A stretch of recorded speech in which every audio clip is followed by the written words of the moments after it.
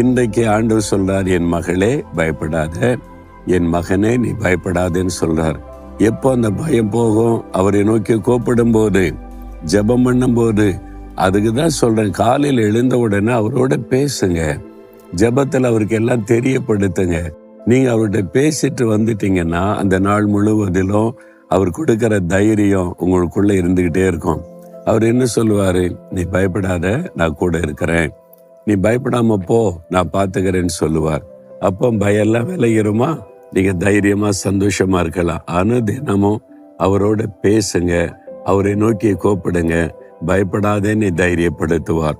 வேத புஸ்தகத்துல அநேக தெய்வ பிள்ளைகள் அவங்க பயந்த சமயத்துல கூப்பிட்ட போதெல்லாம் ஆண்டவர் முதலாவது சொன்ன வார்த்தை, பயப்படாத, பயப்படாத.